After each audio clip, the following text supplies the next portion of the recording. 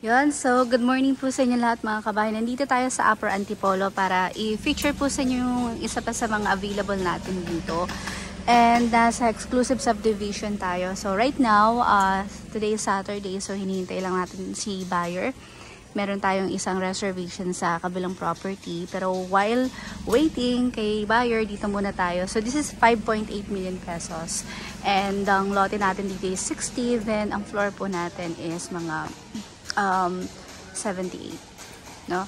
So ilagay ko na lang po sa description natin or full details po natin dito sa description and yung computation po. So normally naman po 20% down payment, then 80% is through bank financing. So ito yung location po, no, nung property natin. Maluwag naman yung main road natin. So first dito tayo sa mas malinis to compared dun sa kabilang unit. Pero kung napansin nyo po, may Meralco dito. Ililipat naman po yan dito sa my main. Okay, so let's start. So ito po yung parking space natin. Kasya po isang kotse.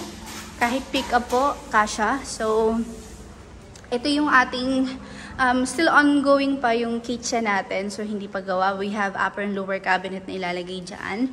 Tapos living area and dining area mo. Then meron ako mga videos before nito, which is yung mga dating gawa ni seller. Almost same lang naman, no? Ayan. So, ito yung ating toilet and bath. Tapos, dito naman yung ating dirty kitchen. Sir, pasok lang ako. Yan, dirty kitchen natin. And meron tayo dito isang room. So, pwede po dito isang single bed. So, maid's quarter po. Tapos, meron tayo ditong dirty kitchen. Ayan. So, dito rin yung laundry space mo. Tapos, as of now, ginagagawin pa lang po yung cabinet natin. So, naka-ready naman na lahat. So, ayan. Next tayo is doon naman sa second floor, we have 3 bedrooms. So, malawak naman po yung living and dining area mo dito sa space na to. So, let's check. So, 60 lang po yung lote nito ng mga kabahay. Pero, pagpasok mo na parang maluwag, no? Maximize. So, may skylight tayo dito.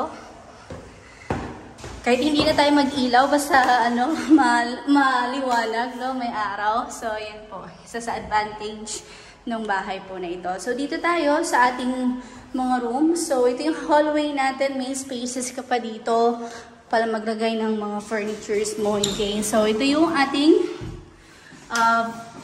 common toilet and bath.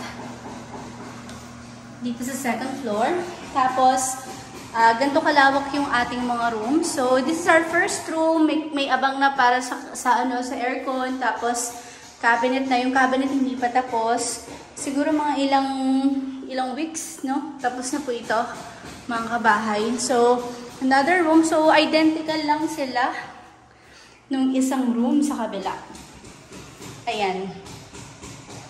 Diba? Then, let's proceed po doon sa ating master bedroom. Ayan. Okay, so, sa master bedroom, halimbawa, dito po yung kanyang headboard. So, any size of bed, kasya po. Maluwag po yung master bedroom. Dito tayo sa part na to. So, 5.8 million pesos. Isa na to sa pinakamababa nating presyo na worth it talaga yung property. Kasi tingnan nyo naman po yung pagkakagawa, no? So, aside from this naman, pwede pang mapakita natin ibang property. Like this po, si developer, meron din siyang another one, which is 6.8. Mas malawak po yung lot area, no? Mga yun eh, 80. So, mamaya puntahan natin. So, ito po yung ating toilet and bath. Ayan. So, yung master bedroom may sariling toilet and bath. So, total po ng ating toilet and bath ay 3 dito sa unit po.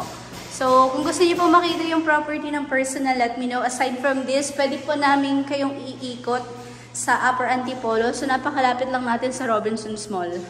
So, kung pwede tayong umikot ng ilang mga properties dito sa area. So, ito isa sa mga recommended ko po na property, no? Kasi yung presyo and pagkakagawa po. And of course, yung location, napakaganda. Ayan.